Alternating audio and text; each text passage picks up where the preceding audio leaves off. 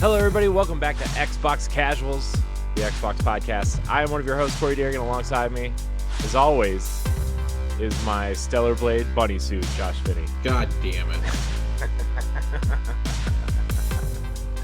Josh, I was making the doc today, and I went to IGN just to scroll some stories, and I clicked latest Xbox news. Do you know what the first story was? Stellar Blade and, in very big parentheses, censorship. Yeah, exactly. Stellar Blade, which is a PlayStation exclusive. The people who are upset about this are just need to get a life. Jesus Christ. This is where we're at. Like, this is the ultimate touch grass moment. Yeah. Talk about never seeing real boobs before. Jeez. Yeah. Man. Talk about maidenless. Yeah. Seriously. How are you, Josh? I'm good. Yeah? I'm good. It has been a very long day. So long, in fact, that I have not watched today's Xbox showcase. Ooh. Unfortunately, I've not seen the ID at Xbox show. I truthfully forgot that this was happening until like an hour and a half ago. Yeah. Yep. So yeah, that's what kind of day it's been for me. Normally I set aside time to watch these, but I did not get the opportunity to. Yeah. I also did not watch it. I ran through the highlights, and I mean, there's some cool stuff though. Like there's a couple things that were shown off at the summer showcase last year that are finally coming, and we had in my other group chat with Stephanie and LaRon, we had a good chuckle at the Jackbox Naughty Pack for After Dark. It's so funny because nobody plays that game clean to begin with. I know. Yeah, I play it with some friends pretty regular with our friends A1 Johnny and Joe Aces. I play with them fairly often. Friday nights after movie night, we tend to get into a party and play it, and we're all half drunk. So Nice. Yeah. So that was that was funny. But yeah, I don't know. It's been a weird couple weeks, man. yeah, it's been a busy couple of weeks. I'm really hoping that like things kind of like I want things to like smooth out, but I know that like they're gonna smooth out for like a week or two, and then pretty much from the time that Hellblade comes out until like mid-June is just a marathon. Mm-hmm. So because I know we're both really excited for Hellblade 2, and we're probably gonna have a very big spoiler discussion about it on this show at some point. The final shape drops on June the 4th. The raid drops on June 7th. And the Xbox Summer Showcase is June 9th. Yep. So it's going to be a very, very busy time. 33 Immortals is going into its closed beta, which I'm very excited for. I'm hoping I get into it. Yeah, it's going to be a very busy couple of weeks, man. I'm excited though. It's so nice to be busy like in May and June for once, like gaming wise, other than just E3's coming up. Like, no, we've got AAA games to play, man. Yeah. Paper Mario's remake is coming out soon too. I know, man. That I'm pretty excited for that, and I'm also excited for Luigi's Mansion. But I could not give like less of two shits about Luigi's, unfortunately. I like the first one. It was a fun novelty. Never played the second one. Did not like the third one. Yeah. But Paper Mario: The Thousand Year Door, that is one of my all-time favorite Nintendo games. I've never played it. That shocks me. I didn't like Paper Mario, so I just didn't care. Man, I liked Paper Mario. I loved Thousand Year Door. I don't think Paper Mario has even come close to the heights. I think Thousand Year Door is like a one-off. Yeah. Well, I mean, what was next? Super Paper Mario on the Wii? That's not even a real Paper Mario game. So. That's not a real one. The one on the Wii U, I think that was Color Splash, was just like atrocious. I heard good things about the 3DS and Switch ones, but I haven't played them. I have several friends who fell in love with the Switch one. Yeah. I did not play Sticker Star. I heard mixed things on Sticker Star. And then there was that one where they mashed Paper Mario and the Mario and Luigi series together. Yes. Paper Jam, I think is what it's called. Yes, I think that's the 3DS one. It is. It's one of it's one of the Yeah. 3DS Yeah, yeah, ones. yeah. Yeah, I always felt like Mario and Luigi was like Paper Mario, but like better. Hmm. Like if you're gonna do a Mario RPG, that was the way to go. But man, Thousand Year Door is so good. Yeah. It's such a good game. I can't wait for more people to get to play it. I'm really bummed that this is a $50 game. I understand like this is Nintendo and that's why, but yeah, they finally got me. They're gonna get me to maybe fork out for one of these GameCube remakes that they're doing. If this was like 30 or even 40, I would have like if it was something similar to Metroid Prime, I'd have less of an issue. Yeah. Like where it was $10 cheaper if you bought it digitally. Yeah. It was like 30 digitally, I think, and 40 physically. Yeah. Is that right? Something Or is it like 40 that. and 50? I think it was 40 and 50. To be So honest with I'd you. have less of an issue with it. I mean, I'd still complain because this is like a 20-year-old game that's now $40. Yeah. Um, but it is one of the best Mario games ever made. Hmm. So it's like there's only a couple GameCube games they could ever do this to me, and I'd be like, yeah, I'm gonna open my wallet up. It's like this, Wind Waker, and Eternal Darkness. Hmm. So, also Rogue Squadron 2. Like those four games, I would open my wallet for instantly. Yeah.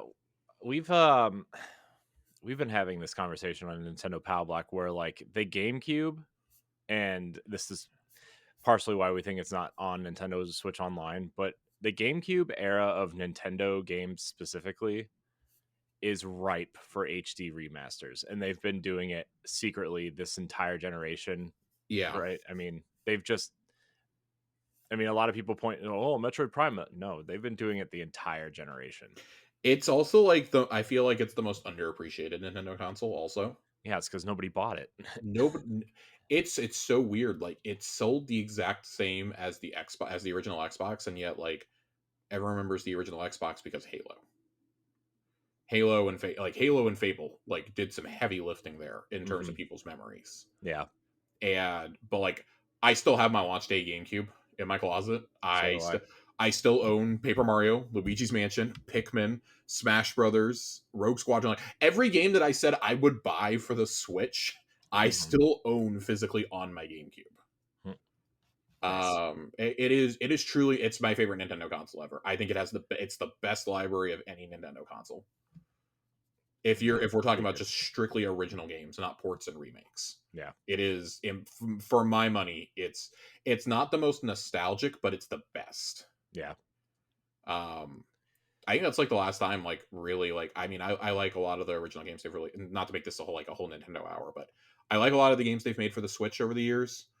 But I don't think that I don't think that the original catalogs of the Wii and the Wii U hold a candle to the GameCube. yeah.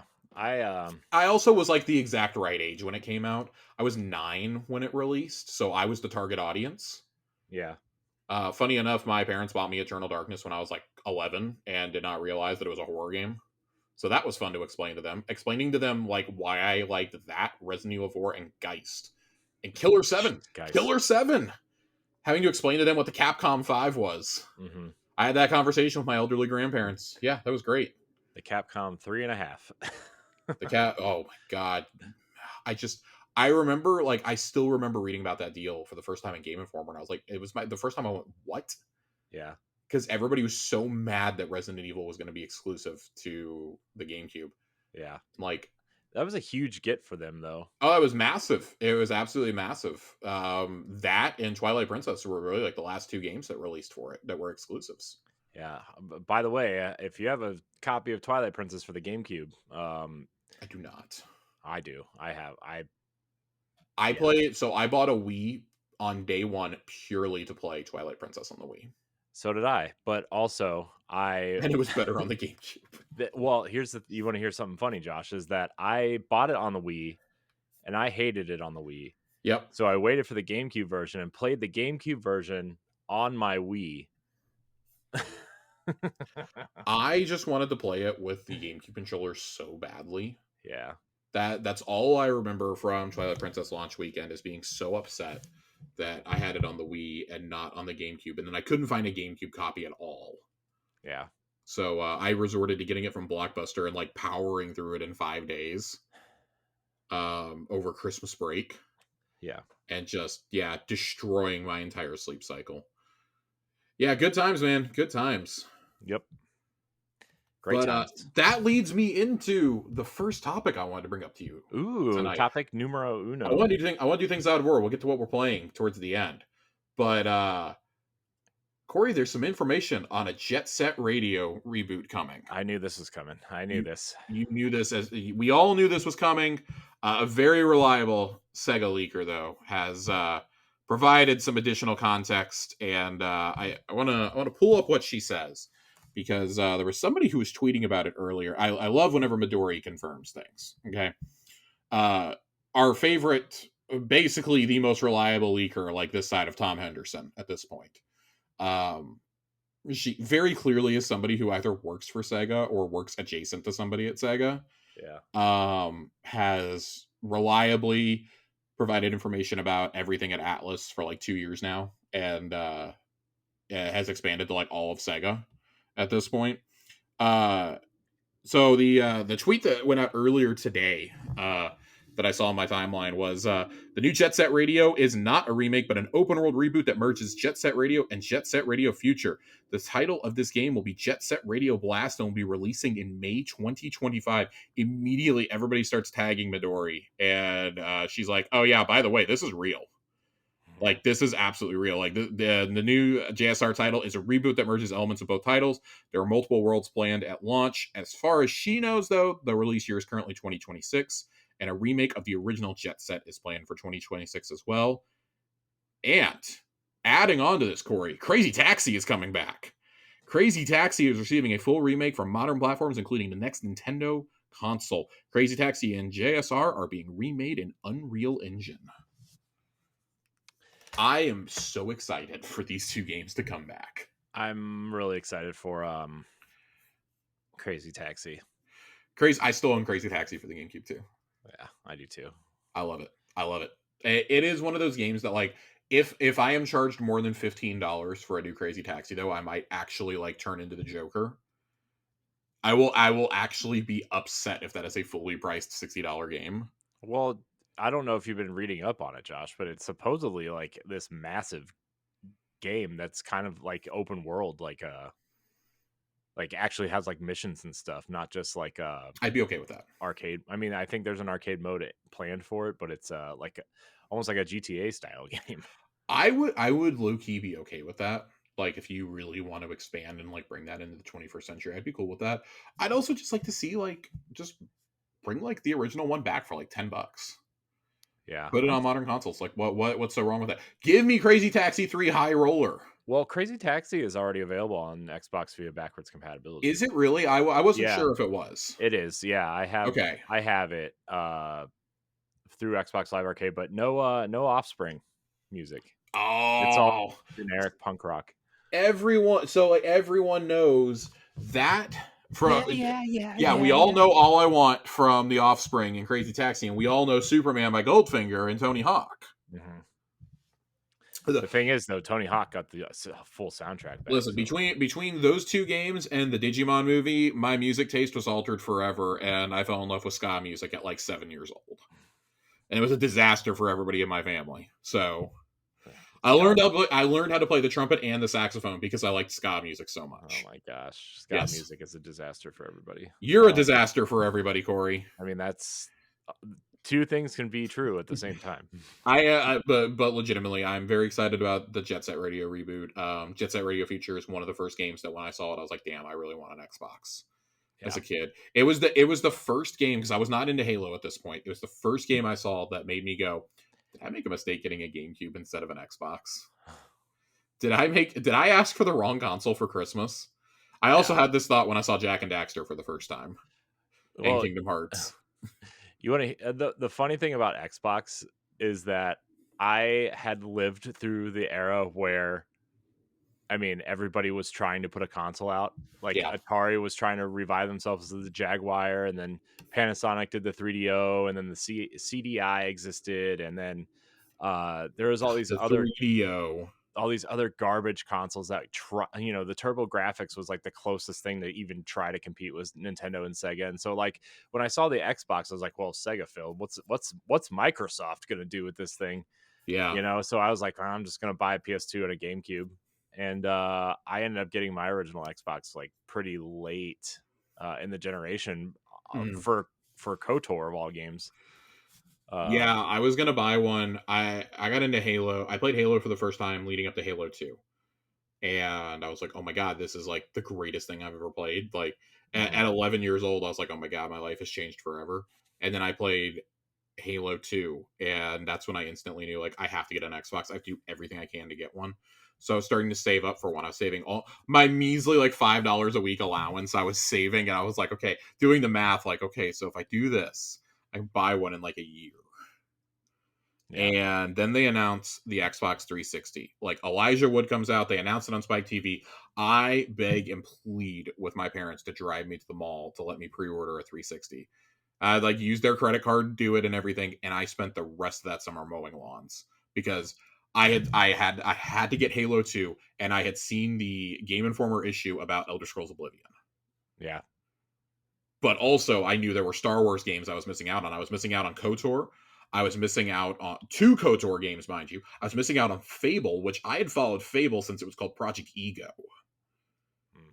And it's so funny, like going back and reading like Peter Molyneux's quotes about that and being like, damn, like some of us still get excited when people talk about games exactly like this now. Like, oh yeah, every choice you make is gonna matter. Like, oh, they've been Ah, being us the man. same bullshit for 20 years. Yeah. Yeah.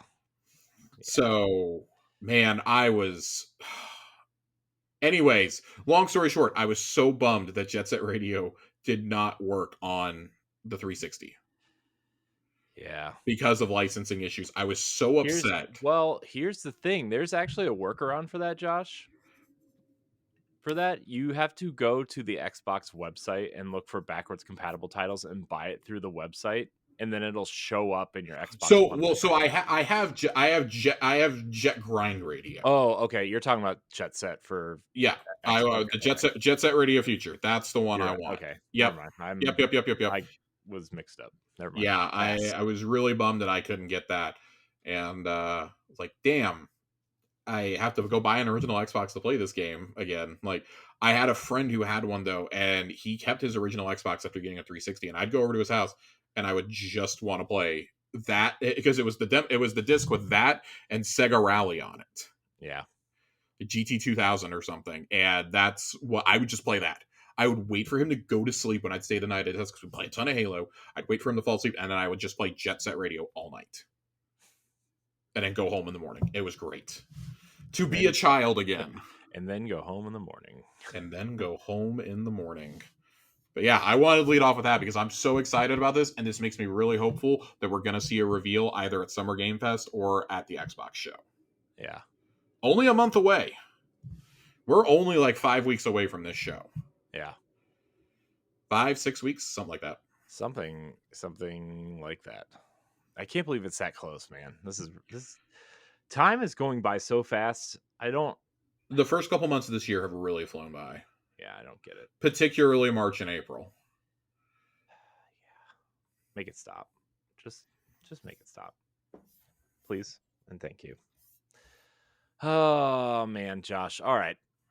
Let's talk about some real news, Josh. How dare you?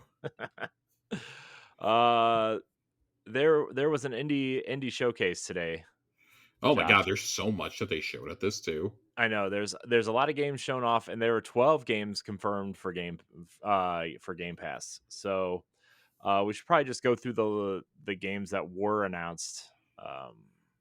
If this is going to open for me, there's a lot of cool games here. I mean, we saw 33 Immortals was shown off again. Power World has big plans for the summer. Finally putting Commandos Origins on there. Commandos 1. I don't know if you guys have played Commandos HD, Commandos 2 and 3 HD on Game Pass. But I was obsessed with those games for some reason when I was younger because they came on those stupid demo discs. Yeah. The other one, the one game though, Josh, that I'm super excited for, is Farah, the Sundered Tribes, which I played at PAX actually. Is that from Midwest? No, it's studio name is escaping me at this moment. But basically, like it's a Oh, Monster oh, Hunter yeah, yeah, meets yeah, yeah, yeah, yeah. Zelda Massive meets Damage. yeah, Massive Massive Damage. Damage. Yeah, They made Star Renegades for any of you who are wondering. yeah. Uh, this game looks It looks sick. it looks amazing. I love the color palette. I love the like traversal with the grappling hook and the glider. Ugh, it's very fun and it plays well. I was playing it at 100 like 120 frames a second though. I doubt it'll run that on Xbox, but um, it's a very beautiful game. I'm quite excited. Yeah, Um, 33 Immortals definitely is the highlight for me. It's going in the closed beta in May. It ends on June 2nd, exactly 1 week before the showcase. So I'm really hoping this goes into early access with the showcase mhm, or shortly thereafter, because my personal conspiracy is Towerborn is going to be uh, a hey, it's out today thing. mhm, Um, but if not, I mean, 33 Immortals is going to be an awesome game this summer. We saw more from Lost Records, Bloom and Rage. That's mhm. from Don't Nod. I always like Don't Nod's narrative games. Yeah, This feels very much like the successor to Life is Strange that I've been waiting for them. yeah. We've seen this one before. I think it was announced at the Game Awards. I'm very excited for this. This is coming out this fall. And then the other one that I wanted to highlight, it's another one that we saw. It was at last year's summer I know what you're showcase. gonna say. I know what you're Dungeons gonna of say. Hinterberg. Yeah, that game looks awesome. This looks awesome, and it's coming out in July. It's day one Game Pass release. I'm very excited for this. Every time we see it, I'm just like, damn, I just want this game. It looks so colorful and so creative. Yeah, I just can't wait for it. yeah. It looks awesome. I can't wait. Yeah, it's very cool. July 18th is when this is releasing. It's an action RPG blended with social sim elements set around the village of Hinterberg, a new touristic hotspot in the idyllic Austrian Alps. After the sudden appearance of magic around the village, adventurers travel from all over the world for a slaycation. Mm. Book your slaycation, everybody. Book your slaycation. I'm very excited. That is going to be my must play this summer. That and Humanity is also coming. I'm pretty stoked for that. I like puzzle games, so Yeah, yeah. This looks it looks great. I'm excited. There yeah, was lot of great stuff. This it should be noted, Humanity is already out on PC. It's just coming to Xbox. yeah. I think it's already out on PlayStation also. It reviewed really well last year though, so I'm excited to see it. Tales of Iron 2. I was unaware that we were getting a second one. Yeah, I wasn't aware either, to be honest. Promise Mascot Agency is another one that just looks kind of interesting. Yeah. Huh. This Don't know how I this feel about it, but there's that weird hangry snack and slash RPG heading to Xbox. That's some dad jokes in one title if I've ever heard one. oh, which one is it? It's called Hangry. Oh, yeah. And then Gamera Games announced like 5 games out of Yeah. nowhere that are coming. Yeah, one's out today and then I think there's 4 others. It's Yeah, something like that. of varying degrees of interest, I think, from me at least. But the highlight for me is Farah by far. I think just because I played it and I really loved what I played, and it seems like a game for me. Yeah, this Gamera trailer, it's funny, like every one of these games is something that's really appealing to me. Yeah. Kerpleth, which is a 2D sandbox RPG, uh prepare the next monarch and Volcano Princess when this parenting simulator RPG adventure comes out. A mystery in a horror puzzle game in Firework, uh, a TRPG called Depersonalization, and communicate with spirits and explore other people's memories to alter the past in The Rewinder, an adventure puzzle game based on Chinese mythology. That is the one that is out today. Um, every one of these games sounds really interesting to me, just like based on the quick like bullet points. Mm-hmm. So I'm pretty excited. I'm seeing a lot here that I'm like, yeah, I'm gonna play these. Yeah. Yeah, I'll definitely play probably most of these, especially because most of them are coming to Game Pass. Yeah, I mean, God, I don't think it gets talked about enough. Like, just how good of a tool Game Pass is for discovering indies. Yeah, I know that we talked a few weeks ago about how, like, oh, the funding is drying up and this and that, and it's like, well, also that's from like the developer of Slay the Spire. Like, yeah, you're probably not getting those deals anymore. yeah, Hate to break it to you, but like, if we keep getting things like Dungeons of Hinterberg, then I don't think that we're drying up too badly. yeah, yeah. So This was cool though. Like, I appreciate that they're still doing. They seem to do like one or two of these a year.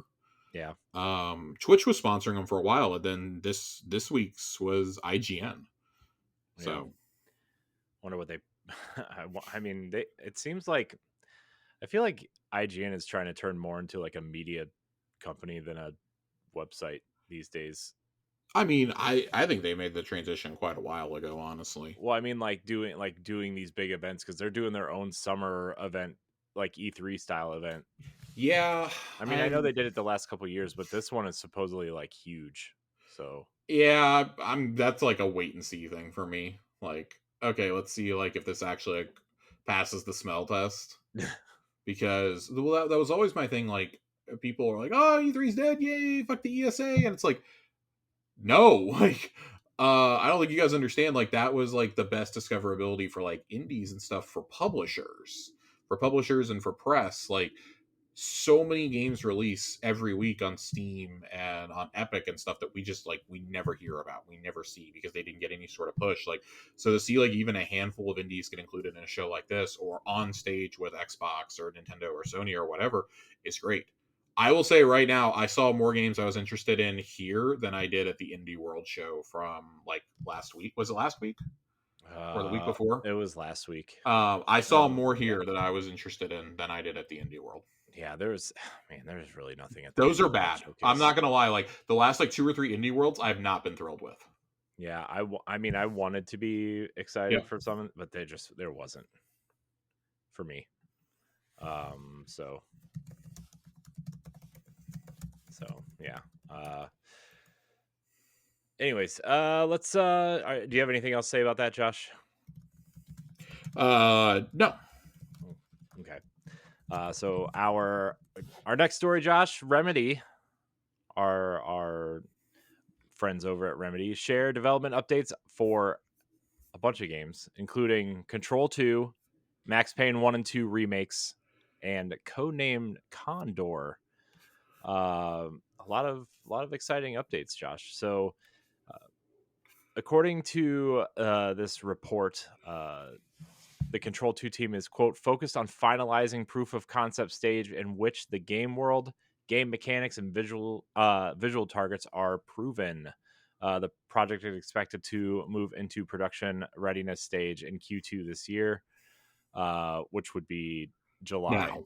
Yeah, it would be sometime between now and July. Well, it'll be July because their quarter starts in April. Oh, Their got year you. starts in April. Got you. Got you. Got you. Got you. Uh, Control 2 was first announced in 2022. Max Payne 1 and 2 remake are being rebuilt from the ground up that combines the games into a single title. Remains in the production readiness stage and is expected to enter full production in Q2 2024. And then Codename Condor has entered full production, which is their multiplayer game that takes place in the Control / Remedy universe, shared universe. So Alan Wake also in there somewhere. The game that brings a unique Remedy angle to the genre. It is engaging, quote unquote, and it has a strong cooperative multiplayer component. So a lot of updates there. Remedy doing a lot, it seems. I hope they're not biting off more than they can chew. Yeah, I've been worried about that for a while, honestly. Yeah. Because I mean, Control 2, like you said, was announced a couple years ago, and the Yeah. fact that it's just now going into production readiness Mm-hmm. is kind of concerning. Control 1 came out in 2019. Yeah. There is a pretty high chance that we don't see this generation. Yeah. Like, this is probably going to be a cross-gen title, if nothing else. And Yeah. I mean, like, I'd be more upset, I think, if Alan Wake 2 hadn't literally been a Game of the Year candidate. Yeah. Well, also, they remember they did that Crossfire X campaign too. Oh my god, dude, they didn't do anything on that. I'm sorry. That is the worst thing I've ever seen from a major studio. Like, I can't believe Remedy's name is even on that. It was so bad. The campaign is literally one of the worst things I've ever played in my entire life. Yeah, Yeah, I don't count that. Um, but I mean, like, I guess, like, we have to remember, like, COVID probably set things back, and like that honestly probably delayed Alan Wake too. Um, but still, it's like they clearly have like one major team, hmm and maybe it's time to grow that team a little bit more. At the same time, I'd kind of rather them not go crazy with that, so that way they don't have to inevitably lay people off. yeah, It's a really weird, like, catch 22. I do think, like, the Max Payne stuff just feels kind of random to me. yeah. I mean, yeah, it feels Well, they also weird. had that they also They had that don't own remake of it. Alan Wake 1. Yeah, yeah, but it's like they that them being so into like their own universe and stuff. It feels really weird, especially now for them to go back to to Max Payne, right? Yeah, I feel like the time to do the Max Payne remake would have been like, Either right before or right after Max Payne 3 came out. I'm gonna say between Quantum Break and Control.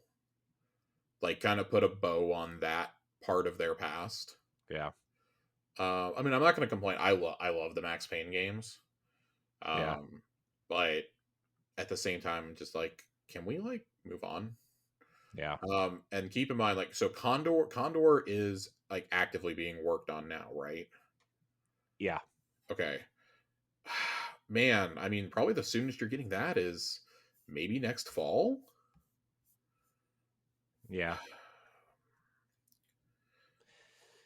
I don't know. I don't Well, know, man. okay, so Control 2, like, because I'm reading here at the end of the article from Game Informer, Control 2 may have taken a little while because I forgot they had to buy the rights to that from 505. 505 was probably really pushing for them to do a sequel. I'm sure they were, but 505. I mean, remember they were doing something, and then now that remember they laid off a bunch of people, and then they started closing stuff, and then they probably needed money, so they gave them the IP back or sold it to them, right? So So Remedy says that they expect to have two projects in full production simultaneously. So for right now, you would have to think that it the first two are going to be Condor and Max Payne, yeah, that because Control 2 won't even be into the production readiness stage until Q2, whereas Max Payne will be ready to go into production. I don't think Max Payne is going to need as big of a rebuild. Like, you'll probably get that one next year. yeah. I mean, I'd those wager games aren't. both of these are probably out next year, and then Control 2 is probably a cross gen game. Yeah, I mean, plus like if you're merging both games into one game, and those games aren't even very long anyway, No. from what I remember. I mean, they were what, like 6 or 8 hours a piece, maybe.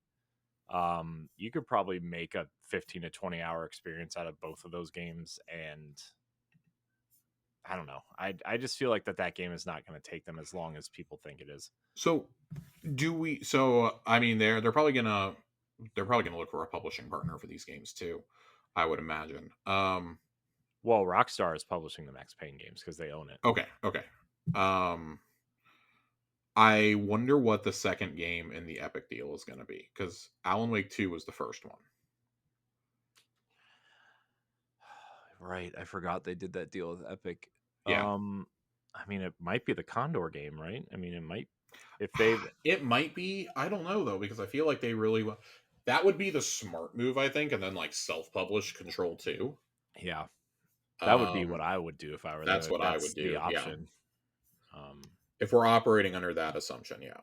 yeah, that would be that would be the ideal situation if I was making the decisions. But they're obviously much smarter than I am because I'm sitting here in a basement talking about it instead of, you know, I mean, I'm very excited. Remedy is one of the best studios in the entire industry. So yeah, they're one of the studios that, like, I will rush out and buy their games as soon as they come out. So yeah. But I'm excited. I'm excited for Control 2. I really love Control.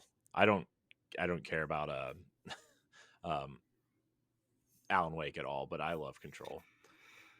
So Yeah, and we all know how I feel about Quantum Break. yeah, Josh loves it. I do in fact love it. Its anniversary was a couple days ago. Yep. God, it's been out for what, 10 years now? 11, Nine. 9. Nine. Where's our 10th anniversary? 8 or 9, one of the two. 8. Where's our 10th anniversary of that? I want to say it's been 8 years. Oh man, Yeah, never because never forget Play Anywhere. God, Out it might even Quantum be Break. set. It might only been 7 years. Hold on. It was a 2016 game. Let's see. Quantum Break release date April 5th, 2016. Yep, it's only 7 years old. 8. It's 2024, Josh. Oh my God, I have thought it was 2023 this entire time. Oh man, Josh. Oh, okay. Let's move When I ahead tell before. you it's been an extremely long day. Yeah. You know who wishes it was still 2023, Josh? The Embracer Group. God. Because this time last year they weren't. This is a fucking catastrophe, dude. Man. The Embracer Group, for those who don't know, is splitting into 3 separate companies, and the Embracer Group name is going away. Did you see the names of these? So some of these names are quote unquote not final. So why would you announce it? And also like I have to did. do with I IP? really want to read these names. Okay, so we'll get to the quotes after this, but here are the names of the new companies that the Embracer Group has split into: Middle Earth Enterprises and Friends. That's one. Coffee Stain and Friends. That's 2. And Asmodee is 3. So I want to read how these are split up because I think it's fascinating. It's So hilarious. Middle Earth and Friends, okay? You might think, okay, so it's just going to be like stewarding the Lord of the Rings franchise, right? Well, it will remain the stewards of the Lord of the Rings and Tomb Raider IPs, with its focus on the Lord of the Rings. It will consist of studios such as Crystal Dynamics, Dambuster Studios, Eidos Montreal, Flying Wild Hog Studios, Tripwire, Vertigo Games, Warhorse Studios, 4A Games, and more, with IPs including Dead Island, Killing Floor, Kingdom Come Deliverance, Lord of the Rings, Metro, and Tomb Raider. What the fuck does Metro have in relation with the Lord of the Rings? I mean, This is a catastrophe. This is so bad. This yeah, is so bad. J.R.R. Tolkien is like just rolling in his grave right now that his heirs did this. yeah. It's And oh man, Coffee Stain and Friends. First of all, can we reflect on that name for a second? Coffee Stain. We'll have well, premium and live ops operations. Jesus Christ, what the fuck is Live Ops? Oh, here we go. So premium operations will include studios like Coffee Stain, Ghost Ship, Tracer, Tuxedo Labs, THQ Nordic, and Amplifier Game Invest, with IPs including Deep Rock Galactic, Goat Simulator, Satisfactory, Wreckfest, Teardown, Valheim, and more than 200 others. The free-to-play operation will include things such as Sudoku.com, Jigsaw Puzzle, Star Trek Online, D&D Neverwinter Online, and more. I hate this so much. Oh, dude, it's getting worse and worse. And then Man. Asmodee, oh Jesus, man. Like, wouldn't you think like you would put names out there that people recognize? Like, okay, first of all, aside from the studios that are within it, okay, Middle Earth and Friends makes sense because they own the IP, right? That makes sense from a visual standpoint. But you also own THQ Nordic. THQ. People know THQ. Why don't you just use that? Use it. What are you doing? What are you fucking doing? This is the worst run company in gaming. Oh It's my god. shocking. I can't believe they're still functioning. God. I really can't believe. And then the CEO like had the audacity to get mad at people who questioned it Yeah. Yeah. It's like because you're an idiot. What are you doing? because you're actually stupid. Yeah. Oh my Do you want me to read the quote? No. Uh, but Josh, this transformation is an important step into unlocking shareholder value.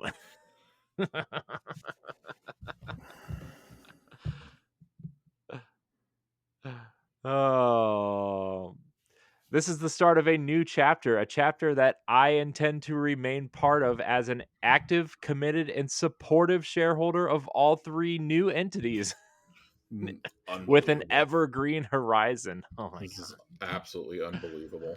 Oh man, Embracer Group is just God, it's the gift that keeps on A giving, man. catastrophe. It's something. It's something, Josh. All right. I don't know. I don't have anything else to say about Embracer Group. I want Crystal Dynamics and Eidos Montreal to be saved at some point from someone. I don't care who it is at this point. Um, I'm just tired. I'm tired. Josh, I'm tired. I agree. I'm also tired. This is bad. Yeah. But you know what's not bad? What's not bad, Josh? No BlizzCon in 2024. I know. I saw that. That's This is what happens when you have nothing to announce. yeah. Well, I mean they have the Diablo thing. Yeah, That's but about the it's supposed to be out by then. That's the problem. Oh, it is? Vessel of Hatred is supposed to launch in fall 2024. When's BlizzCon? Usually like no, October, end of November. October, beginning of November. November. Yeah. Okay. And they already confirmed at last year's BlizzCon that a full reveal of Vessel of Hatred would happen summer 2024. So I don't think I need to connect the dots here for too many people, but I will anyways. It's going to be at the showcase, and it's going to be part of Showcase Extended. And it's probably going to be part of Gamescom too, I would imagine. Because in the press release about there not being a BlizzCon this year, they specifically said we have other shows, including Gamescom, where we can show off our products. Hmm. So I almost wonder if we're going to see like more of a focus on like live games and like service games at like a potential Gamescom Xbox show Yeah. rather than at their main showcase, or like use that for like maybe like some of their mobile stuff gets announced there or something, like oh, updates to Hearthstone, updates to Overwatch, like things they can kind of like just bury away. Yeah. But also like Vessel of Hatred is going to be huge. They're going to show more COD there. I Yeah. mean, heck, Xbox doesn't even have to do a show there. Just let Vessel of Hatred be shown at Jeff Keighley's opening night show. Right. Like there's so many things, and like Phil Spencer specifically has talked about this in the past. Like we have all these avenues to show things off, and like now with Activision Blizzard, like we kind of have to take these avenues. I just like at a certain point things have to start getting cut, and like you have to go to more shows. But he has specifically talked about Summer Game Fest, Gamescom, and Game Awards as specific places other than just Xbox's summer show to show things. So Hmm. why not make use of that? That gets people to tune in. If you have big name games there, or like big name studios showing up, like that's gonna get people to tune in rather than just oh, like back when the highlight used to be like a Destiny DLC or something. Yeah. Like not that that isn't big, but like that was like your headlining thing because you had no games yourself to announce. Now you have so many studios with games, you probably need the extra show. Yeah. And so like, oh cool, you're kind of like bookending summer with Xbox events then if you do it correctly. Yeah. Yeah. But no, I'm okay with this. I'd rather them do this than force it when there's nothing to announce or show. Like everybody's gonna want to be home like playing that anyways, probably, and they're in the middle of a massive restructuring. Yeah. I mean, like at most, maybe they would have announced the name of the second DLC, which almost certainly is at a 2025 release. I don't think it'll be 26. I think it'll be in 2025. But Yeah. the only other thing would be like backwards compatible games, which we're anticipating a massive announcement of that at the summer showcase, anyways. Yeah. And like, how many Blizzard games really are going to be backwards compatible? Oh boy, we get to announce that Diablo 2 and 3 are coming to Xbox Game Pass, and Diablo 1 is going to PC. Oh boy. Yep. With the StarCraft games for PC also. Yep. Classic Warcraft. Okay, Classic Warcraft. I'm putting my foot in my mouth. I'm forgetting about all the things they have that have never come to consoles. Jeez. Um, Uh, yeah, I don't think this is bad at all. no. Let new leadership. get their feet under. I mean, by all accounts, things are going well over there. Like the report that we got a report a week ago, I think, saying that Blizzard employees are like, Microsoft bought us and basically outside of the firings has essentially just let us do whatever. Yeah. Like that they're not out there dictating things. It's a shame that, and I mean, I think they would have had a showcase this year. I think they still would have done BlizzCon if Odyssey hadn't gotten canceled. Yeah. Um, so I don't know. I don't know like where you go from there. We keep hearing that StarCraft 3 is a thing. I can't imagine you not announcing StarCraft on a BlizzCon stage. Yeah, you would have to do that. And you think World's End would be involved with that too or something? So World's Edge is more of like they're more of a publishing team from what I gather. They're not like an actual internal studio. They contract out studios to Right. make the games. Yeah, I mean they're kind of like the Xbox Game Studios publishing arm, but for Yeah, they're like the stewards of like 4X games. yeah, Um I would assume so because I assume they're involved with Ara as well. yeah, I would think that anything involving like StarCraft, Halo Wars, if there were to be like a new Wasteland or something, I imagine like anything that's like a more that's not even like necessarily just like a strategy game, like Age of Empires, but like anything that's kind of like a more tactical based game, I would imagine they will probably be somewhat involved in as like helping steward that, yeah.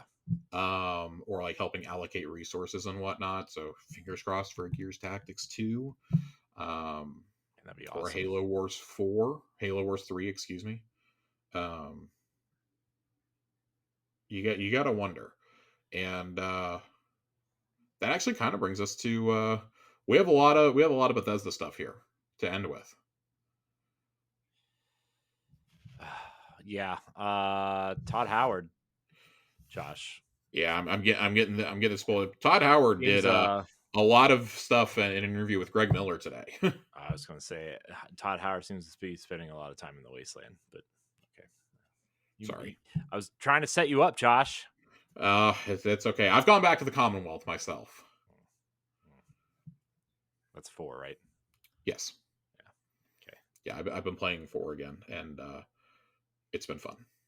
Nice. It's fun. I forgot how much I really do enjoy 4. Cool. Yeah, I finally sat down and watched the first episode the other day, Josh. What'd you think? I think it's very good. I would really love to get back to it as soon as possible. It is my favorite adaptation of a game. And It's I pretty really good. love The Last of Us. I think that these are both such good adaptations for different reasons. Like The Last of Us is the best, like, we're gonna keep the story the same adaptation we've ever gotten. It's the only one that's ever worked, in my opinion. Yeah. And in terms of stories that have taken creative liberties, I mean, you've had some successful movies, right? You had Detective Pikachu, and then you had Sonic and Mario were both on another level from Detective Pikachu, right? Hmm. Fallout is better than all three of those. Yeah. Fallout it also like tells you that you can successfully tell a story that is canonical to the games and pays homage to the games. They set it so far ahead in the timeline that they had to come up with canon endings for the games. And I really respect that. Yeah. I think that's cool. I think the show is very respectful of what came before it. It's very clear Bethesda was involved in this. This is how you treat a franchise, not like the Halo adaptation. None of this multiverse bullshit. Like this actually is happening. Halo is one of those weird things like no Halo adaptation, whether it had Chief or not, was ever going to make people happy. But this gives me hope that like maybe when you do Gears of War, we don't have to make it all about Marcus and Delta Squad. You can make it Yeah. about another team. Now, granted, Gears of War, it's a little bit hard not to do it about Marcus, right?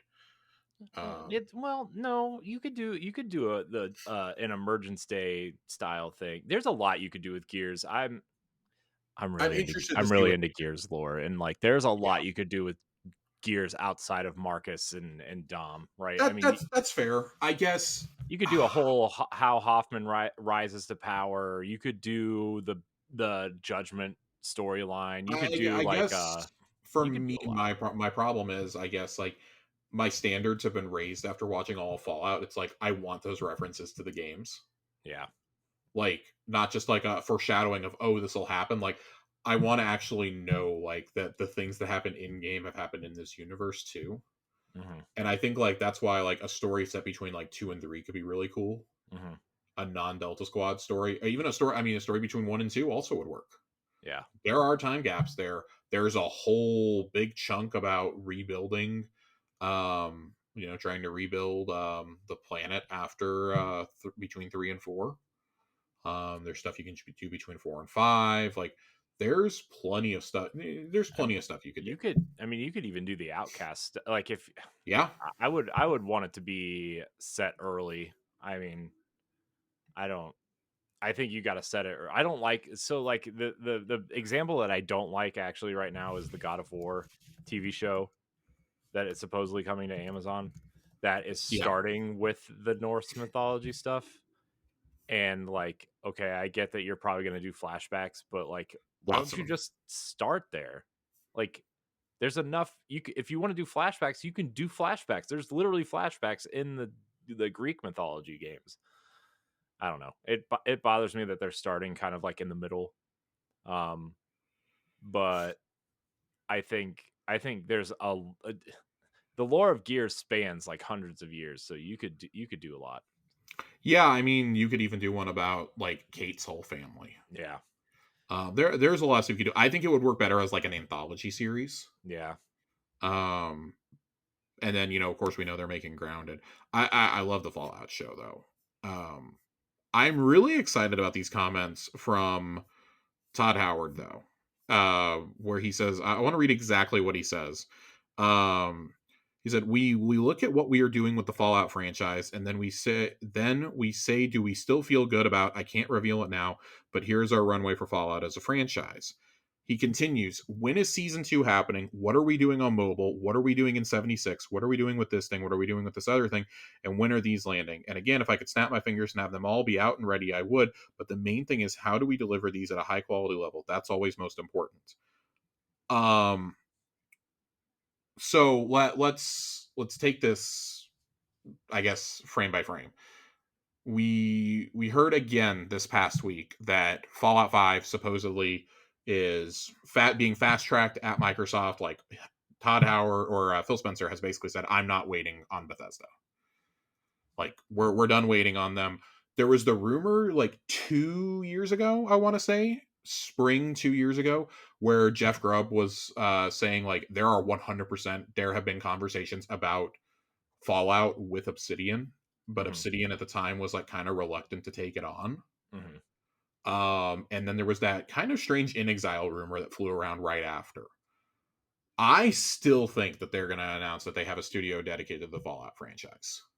I wonder if like you said, the Fallout 76 team may take the lead with like a Yep. secondary team. I mean, you could just call it like what, the Vault or something. Vault Tech. Yeah, It's right there. Vault Tech.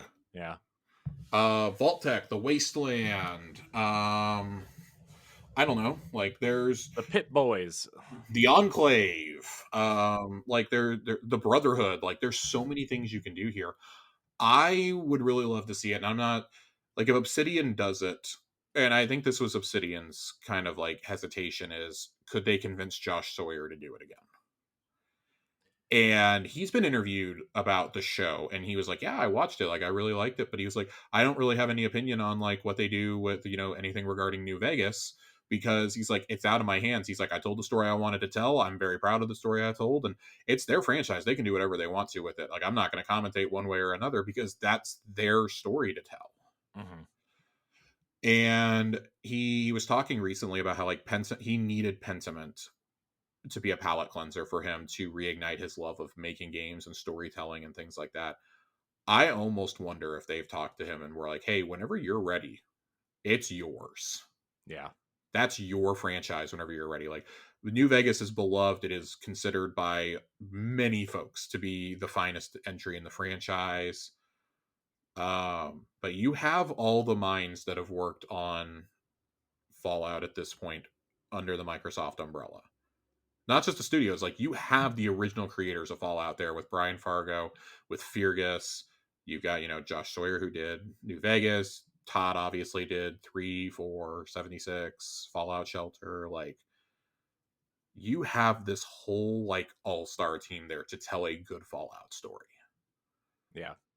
and to get the gameplay right and things like that. And basically the indication that what I was seeing this week is that like Phil does not want to be waiting until 2030 for a Fallout game. That they want it now. I think the success of the show caught them off guard. Hmm. So a lot of people are like, I can't. People are like, I can't believe you didn't have a Fallout game ready to go or ready to be announced. And it's like, okay, but if they did, you would have said that was presumptuous. Yeah. I think you are probably going to get Fallout Shelter 2. That feels like a given because he specifically talks about mobile. Yeah. I would say Fallout Shelter 2, and I think the Fallout 3 remake is real. I'm gonna say it right now. I think that and the Oblivion remakes are real. Just to like kind of help tide people over while you're waiting. I would not be shocked though now if the one more thing this year at the summer showcase is them coming out and just putting up the Fallout logo and saying it's coming. Yeah. Just like announce it's coming. Do like you did with Kojima, a couple years ago, and just have put whoever's going to put Todd and Josh in a room, or Todd or whoever's going to do it. Like there's been talk about maybe they'll outsource it to an outside studio. The thing is, if you want that game before 2030, if you want it before the end of this generation, it's got to go into production now, Yeah. like right now. I mean, it might be too late. If you I mean, start it now. it's too late for this gen probably, but like if you want to say get it out alongside, like I don't know, I season mean, 3 or 4 of this show, yeah. it Or needs to go I into mean, production now. yeah, I mean, you could even get it. I mean, if the show is lasting that long too, and you're launching your next console in 2026 or 7, Yeah, right? I'm operating under the assumption 2026. Yeah. Until I'm proven otherwise, it's 26 because I think Microsoft just does not care about traditional timelines anymore. And that would be 6 years. 6 years for a console isn't bad. I mean, that's what it used to be all the time. 5, 6 years. Yeah. I don't think people understand that, like, the 360 generation, especially, was an anomaly. Yeah. But, like, I mean, Xbox One and PS4, that was a 7-year gen. I mean, you look at the game. I mean, not to keep going back to the GameCube. The GameCube Yeah. was 4 years. Yep. 4 years. The The original GameCube Xbox was 4 years also. No, the GameCube was 5. GameCube was 5. was it? Okay. Yeah. Which Xbox was 4. Because Xbox came out a year Wii U before was the 4. Wii. Wii U was 4. Yes. And that still felt like the longest 4.5 years of all Oh time. man, the Wii U's awesome. I'm a huge fan. Please stop. Big fan. Like I think that like people look at the longevity of the Switch. Like by the time Switch 2 comes out, it'll have been out for 8 years. Yeah. I mean, they said they wanted the Switch to last 10 years. And it's crazy. Like we all like kind of laughed about it, but if you're operating underneath that assumption, like Todd and the production team have both said that ideas that they had for Fallout 5, like there were things they wanted to do in the show that got vetoed because they wanted to explore it in Fallout in like a future Fallout game. Yeah. Which makes me even more interested. Like when I hear that and I see like when you start seeing some of the things they show in this show, you're like, oh wow, I can't believe they're doing this in a TV show and not like in a game. But also it's kind of like, well, it would be really hard to show this in a game. Yeah. So I think that's really cool. The show is absolutely essential if you love this universe. So with that being taken into consideration, I would assume that like a first draft of the story is already floating around for 5. And that whoever takes it over obviously will get to make whatever changes they want to make to it. Mm-hmm. Yeah. But there's a lot of things you could do. It would have to be set before the show still, most likely. I'd be interested to see who would take this on because at Microsoft there's three potential teams that can do it. And of course, Bethesda, Obsidian, and Exile. Yeah. I don't know who you even think about approaching if you don't do it internally. Yeah. Yeah, I mean, who? I mean, what? Man, I'm gonna go back to some comments that Brian Fargo made a couple years ago, back before these rumors started up about Fallout. He made them, I think, about 6 months before. He was talking about Wasteland and like, of course, we know the Wasteland games and Wasteland 3 in particular was made because they didn't have the rights to Fallout. Mm-hmm. Like they consider those games to be in the same universe. Yeah. And he said that he was going to retire after Wasteland 3, but their next couple of games were so exciting he had to be a part of it. And we know one of those is Clockwork Revolution. We know they have a second game in development, and it's of course it's speculated to be Wasteland 4. What if he's helping oversee Fallout? Oh my god. Like, Yeah. even as an executive producer, like, could you imagine like booting that, like seeing that trailer and like executive producers Todd Howard, Brian Fargo, and Josh Sawyer? Yeah, that would be That's like God, Black that's a Isles triple second. threat right there. That's like some of the greatest RPG minds of like the last 15, 20 years. Yeah. I mean, for Yeah. Brian Fargo going back to the early '90s, but I mean, like you look at like Josh Sawyer. I mean, he's worked on RPGs since Icewind Dale, like Yeah. Icewind Dale, KOTOR 2, New Vegas, Pillars of Eternity 1 and 2, Pentiment. Like this dude has made some of the best RPGs ever made, Yeah. and like yeah, I would love to see what he could. Tim Kaine is still there, and he was one of the minds behind Fallout. Like, he's given them pointers on the Outer Worlds, which basically has been described as Fallout in space. Yeah. I have to wonder if that's going to be that, and it's the only hesitation I have with Obsidian being announced is if Obsidian is the team that takes it, that game is 2027 probably Yeah. because they have to get Avowed out the door. They have two main teams at Obsidian now. You have the team on Avowed, and you have a smaller team on the Outer Worlds too, because that's a smaller game. Yeah. You would have to think that the Avowed team would automatically. There was talk about a secret third team that wasn't. It's not as big as the Outer Worlds team, but it wasn't as small as the Pentiment and Grounded teams. Mm-hmm. The people who made Pentiment are going to need another project to work on. Like maybe they merge with that secret team. Maybe you've got the beginnings. You've at least got a team that's like doing the concept art and the storyboarding. Yeah. I don't know. Like everything I'm saying here is like pure speculation. None of it. And I would not take any of this at face value. But two things are clear. Bethesda really would like to get another Fallout out the door. Microsoft will do whatever it takes to get one of these out the door. They are not going to have another Elder Scrolls situation on their hands. Mm-hmm. That's what I think Phil's looking at. It's already been 9 years since the last single player Fallout game. Mm-hmm. Like that, I'm sorry, that's too long to leave a franchise that sells 15 million copies on the shelf for. Yep. And I think 76 has lasted longer than they ever thought it would too at this point. Oh, I'm sure. I mean that They've massive. already outsourced it, so I mean, it's a massive resurgence right now. So good for them, I yeah, guess. all like every Fallout game was in like the top 10 on Steam. Yeah. That's So funny. crazy. That's Like crazy. physical versions of all of those of every Fallout game are like sold out across the EU right now Yeah. from used game shops. I mean, even here in the States, like the prices have just been jacked up apparently. Yeah. That's crazy. I'm just look over at my shelf. I'm like, glad I still have all these, or that I bought them digitally. Yeah. There was some more in here, not Bring it just on. the Fallout projects. God, he talked about a lot of stuff. Man. Um, Todd's just ripping the band-aids off of all these, man. Todd is ripping the band-aids off of a lot of things. He talked about crossplay and cross progression in 76. We keep looking to do it, but 76 wasn't designed that way from the beginning, so obviously we get into server and database silos. Here's what I would say, which for us, the more important thing is cross progression than cross play, and we do separate them. We'd love to have it all, sure. It's something we're looking at, but I will say the way that 76 is architected from the beginning, it would be a technical lift. Not saying we are or aren't doing anything. We're looking at it and seeing what's going to impact people. I think going forward in the world we want to be in, it's very important and something that in our future games that we're going to be really, really mindful about to make sure, in particular progression, where you pick up a game where you're able, no matter what screen you're on, you're able to just keep going with your character and what you were doing.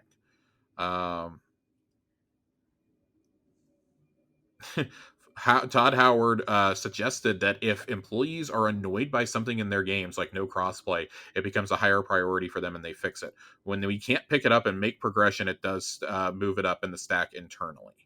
So that also fits with like Microsoft's whole like play on any device future that they want. Yeah. So that makes sense that like every game that they do going forward is going to be built that way. I love hearing that. That is that is so exciting for me. Yeah.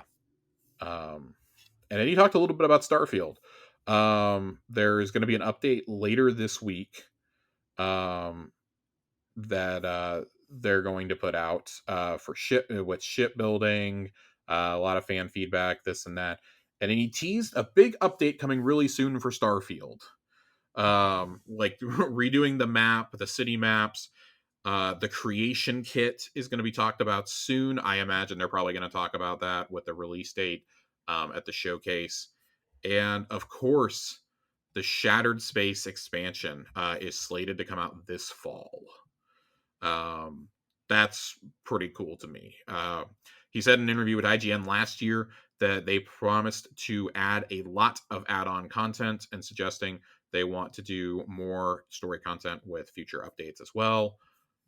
I don't know what all they're going to do, but Shattered Space was the expansion you could get if you bought the Game Pass upgrade, or if you bought the $100 or $250 edition of Starfield, you got it automatically. Mm-hmm. Um, I'm very excited to see what this is, considering they're basically charging $25 for this. Yeah. I'm gonna say if you're gonna charge $25 for an expansion in today's day and age, it has to be Far Harbor sized or more. Like it's gotta be one of those legendary Bethesda single player DLCs. Yeah. You know, when I think Bethesda DLC, I think Far Harbor, I think Shivering Isles. Mm-hmm. You know, and I I really needed to be on that level. I'm going to be totally honest with you. Like it needs to be if you're going to try and get people back in like a year after release. But man, if that's coming out this fall, that's a pretty stacked year coming up for Xbox. Yeah. Like Hellblade kind of is the opening salvo, and then I mean, just in terms of games, you've got Hellblade, you've got Avowed, you've got Towerborn, Flight Sim, Indiana Jones, Call of Duty, and then you've got massive expansions for ESO, World of Warcraft, Diablo 4. There's a lot of speculation that Horizon 6 is going to come out this year. You've got Aura coming this year. Look at the partnerships they've got with a lot of these indies. 33 Immortals and Stalker 2 are two that come to mind right away for me. Pal World is still only on console on Xbox. It's getting a big update. Now you got this. They've got the marketing rights for Metaphor also. Like, Yeah. this is a Metaphor looks pretty great, huge by the year way. for them. Yeah. It's pretty big. Shin Megami Tensei is coming back to Xbox for the first time in like 20 years in I June. mean, Xbox is like leading the way with first party and exclusive content this year, man. Like, Which is funny. Like, we haven't been able to say that in like probably 15 years. yeah. Like, I think legitimately the last time we could say that was probably the year that Reach and Fable 3 came out. And it's like, oh, this is really cool. I'm really enjoying this. Like, oh man. Yeah. I know it's not Bethesda specific, but like I just remembered it when I mentioned that they have the marketing for Metaphor. God, that game looks so good. Yeah. It looks pretty good. That live stream, if you've not watched it, everybody needs to go watch that. That looks awesome. It's like a perfect blend of Persona and Shin Megami Tensei.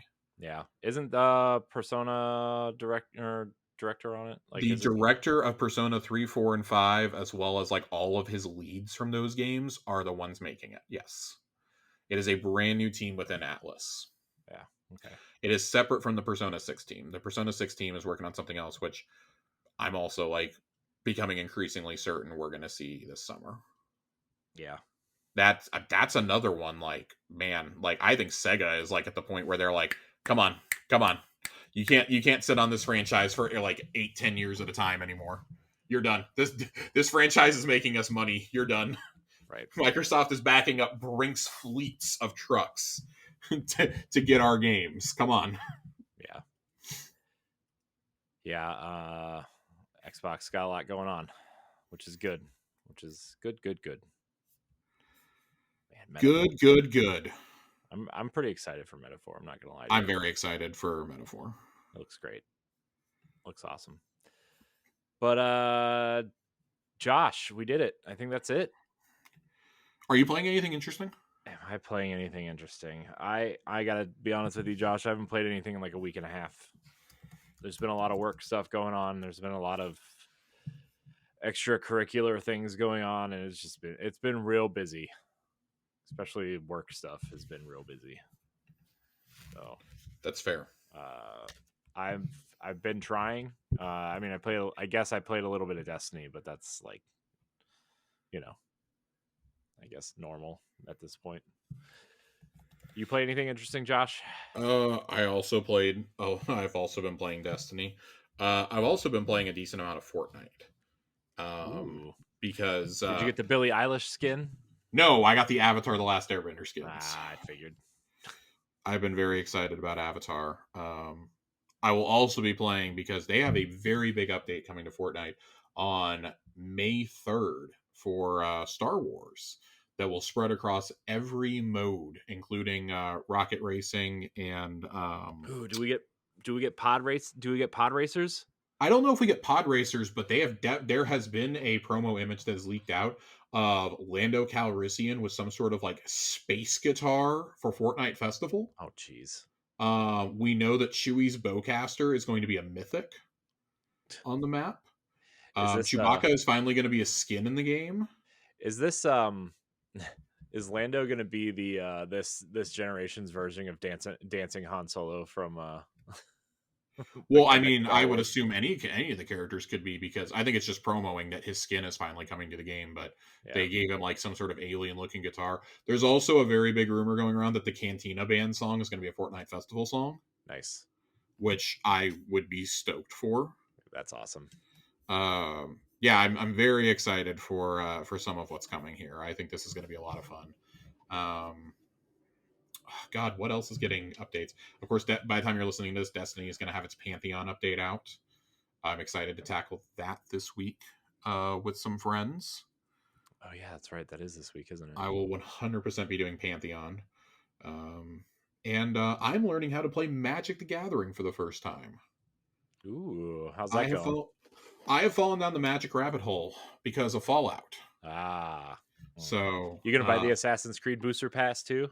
I am going to buy some Assassin's Creed booster packs. I'm very excited to buy the Assassin's Creed booster packs because next year I'm going to spend a ton of money on Final Fantasy and Marvel Magic cards. It's part of why I'm getting in now. Mm. So that I'm not just running around with a chicken with my head cut off next year. See, there's layers to this, Corey. There's layers to this. Jesus. There's layers to this. So no, I'm not playing. I'm not playing anything else exciting. That's really all I'm playing at this point. Yeah. I'm watching a lot of basketball. It's playoffs. I'm somewhat enjoying. I shouldn't say I'm really enjoying. I'm somewhat enjoying the playoffs. I know you're probably not. No, the Cavs are blowing it. Well, I kind of felt the same way about the Mavericks yesterday. If it's any consolation. I mean, I'm going to be honest. I'm not surprised because it's Cleveland sports in general, but they're blowing That's it. true. They're blowing. That's true. You have a good point. Yeah, listen, you got a title with LeBron, okay? You're not entitled to anything else. I mean, that's fair. Okay, at what point are we gonna? I'm sorry, my last point before we get out of here. At what point are we gonna address that Xbox keeps making these cool contest giveaway consoles and doesn't fucking sell them? I know. God.